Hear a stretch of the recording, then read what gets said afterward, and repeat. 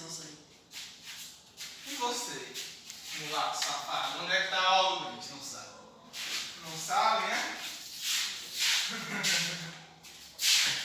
Não sabem.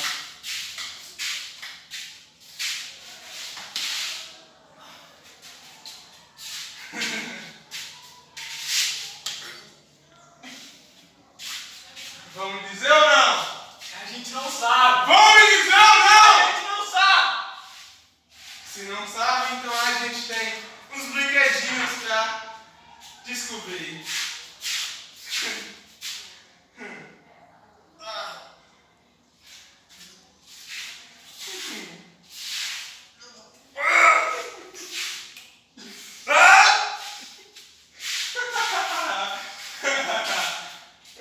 Então, o que vocês sabem sobre o plano Core?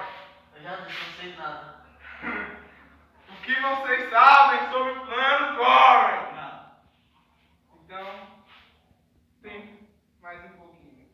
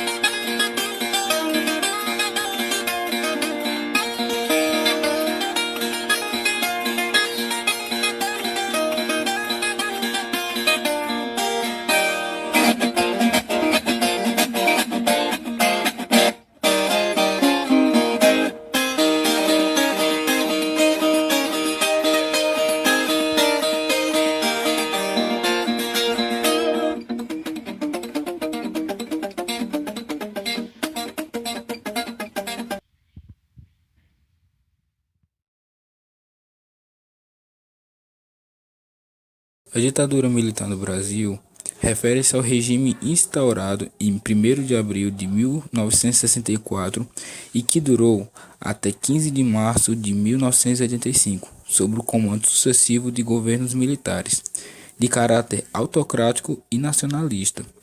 Teve início com o golpe militar, que derrubou o governo de João Goulart, o então presidente democraticamente eleito. O regime acabou quando José Sarney assumiu a presidência, o que deu início ao período conhecido como Nova República.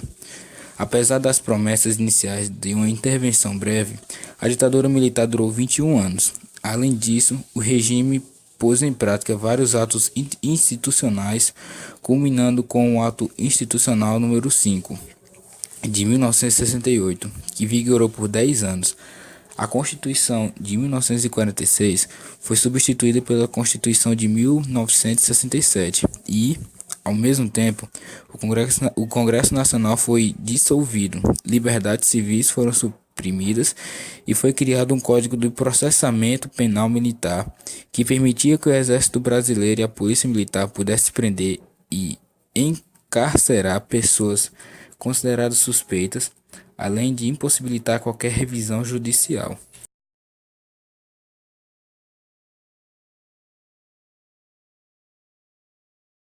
Getúlio Vargas foi presidente do Brasil em 2 períodos.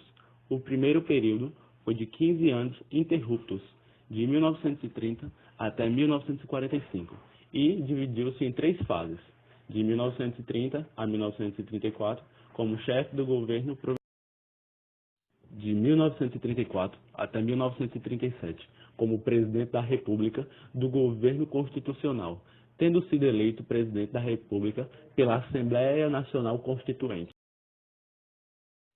Assembleia Nacional Constituinte de 1934 e de 1937 a 1945, como ditador, durante o Estado Novo, implantado após um golpe de Estado. No segundo período, em que foi eleito por voto direto, Getúlio governou o Brasil como presidente da República por 3 anos e meio, de 31 de janeiro de 1951 até 24 de agosto de 1954, quando se suicidou. Getúlio era chamado por seus simpatizantes de pai dos pobres, pela legislação trabalhista e políticas sociais adotadas sob seu governo. A sua doutrina e seu estilo político foram denominados de getulismo ou varguismo. Os seus seguidores, até hoje existentes, são denominados getulistas. As pessoas próximas o tratavam por Doutor Getúlio e as pessoas do povo se referiam a ele como Getúlio. Cometeu suicídio no ano de 1954, com um tiro no coração, em seu quarto, no Palácio do Catete, da cidade do Rio de Janeiro, então capital federal. Sua influência se entende até hoje. A sua herança política é invocada por pelo menos dois partidos políticos atuais, o Partido Democrático Trabalhista e o Partido Trabalhista Brasileiro.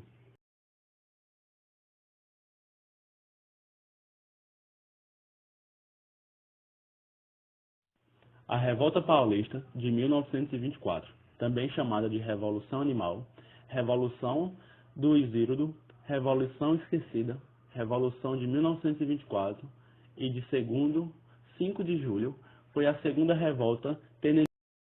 A revolta foi motivada pelo descontentamento dos militares com a crise econômica e a concentração de poder nas mãos de políticos de São Paulo e Minas Gerais.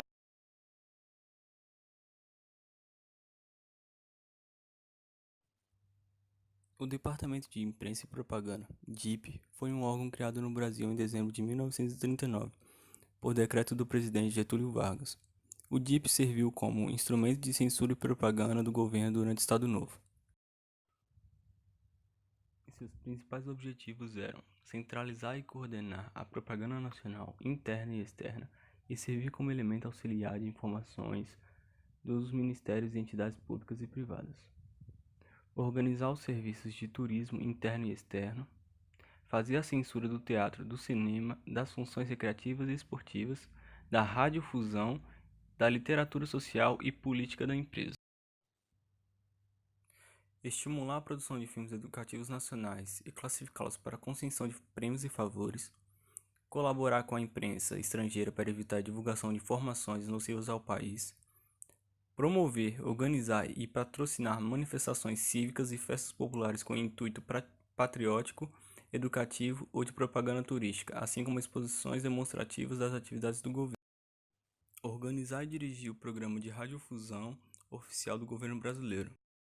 Criado em 1938 e que se havia originado do Departamento de Propaganda e Difusão Cultural, DPDC, este último, em 1934, havia substituído ao Departamento Oficial de Propaganda, DOP, cuja estrutura obsoleta obriga o governo a ampliar sua abrangência.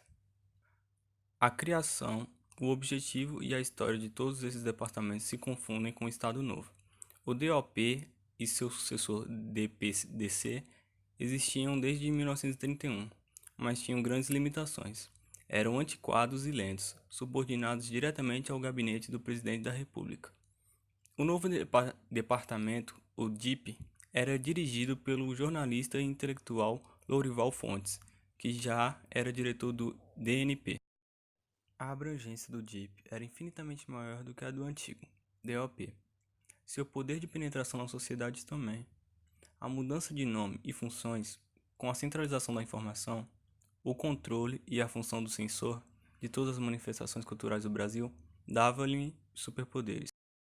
Com o fim do Estado Novo, o DIP foi extinto pelo Decreto-Lei nº 7.582, em 25 de maio de 1945, quando foi substituído pelo Departamento Nacional de Informações, o DNI.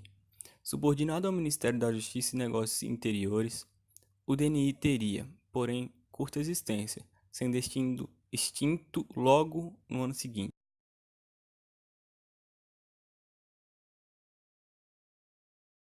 A Revolução de 1930 foi um movimento armado liderado pelos estados de Minas Gerais, Paraíba e Rio Grande do Sul, que culminou com o golpe de Estado, o golpe de 1930, que depois o presidente da República, Washington Luiz, em 24 de outubro de 1930, impediu a posse do presidente eleito Júlio Prestes e pôs fim a uma república velha. Com a quebra da Bolsa de Nova York, ocorrendo em outubro de 1929, iniciou-se uma crise econômica de escala mundial, esmagando todas as economias com alguma participação nos mercados internacionais, caso do Brasil e suas exportações de café. Em 1929, lideranças da oligarquia paulista romperam as alianças com os mineiros, conhecida como política do café com leite, e indicaram o paulista Júlio Prestes como candidato à presidência da República.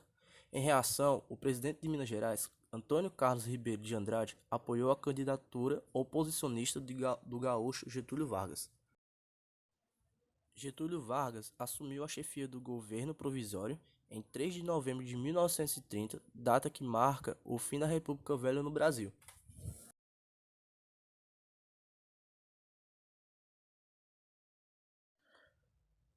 A intentona comunista, também conhecida como a Revolta Vermelha de 35, Revolta Comunista de 35, foi uma tentativa de golpe contra o governo de Getúlio Vargas realizado em 27 de novembro de 1935 por militares, em nome da Aliança Nacional Libertadora, com apoio do Partido Comunista Brasileiro, PCB, na época denominado como Partido Comunista do Brasil. Seu principal líder, Luiz Carlos Prestes, capitão do Exército Brasileiro e líder tenentista convertido ao comunismo, que dirigiu o levante à revelha da liderança formal do Partido Comunista Brasileiro, em articulação direta com a direção do Internacional Comunista, que mantinha junto a Prestes um grupo de militantes comunistas internacionais compostos pela companheira de Prestes, a alemã Olga Benária, além do argentino Rodolfo Guiod e o alemão Arthur Ernest, e alguns outros militantes ligados ao Comitê Executivo da Internacional Comunista. A direita brasileira sempre caracterizou esta interferência do Comintern no movimento como prova de seu caráter antinacional, em que os militantes brasileiros teriam agido como simples fantoches do comunismo internacional. Dentro do terreno brasileiro, Prestes especulou fortemente sobre o seu prestígio e sua capacidade de articulação política para prevalecer sobre a direção formal do Partido Comunista do Brasil, no processo, marginalizando o então secretário-geral do partido, Antônio Bonfim, o Miranda, e conseguiu o apoio direto do SEIC às suas políticas, cujas premissas revelaram-se no primeiro momento, Prestes parecia considerar que o Programa Nacional da ANL seria capaz de permitir-lhe impor-se como um movimento de massa legal, capaz de atrair apoio tanto entre as classes operárias e o campesinato, como também entre a burguesia progressista, de tendência anti-imperialista e antifascista, para depois, quando o governo Getúlio Vargas declarou a aliança ilegal, com o apoio da burguesia e da classe média que temiam a infiltração comunista do movimento, optar com o apoio de SEIC por uma ação revolucionária concebida em termos de uma mera ação militar. O plano dos comunistas era tomar o poder de Vargas através de uma insurreição armada, e o governo não mediu esforços para suprimi-la. O governo brasileiro logo controlou a situação e desencadeou forte repressão sobre os setores oposicionistas. Muitos líderes comunistas foram presos, alguns deles amigos de Olga de Prestes. Ambos seriam brutalmente viciados pela polícia brasileira sob o comando do Filinto Miller, definitivamente sua sanidade mental no processo. Olga foi transferida para o campo de concentração de Lichtenberg nos primeiros dias de março de 1938 e em 1939 seria transferida para o campo de concentração feminino, onde seria morta.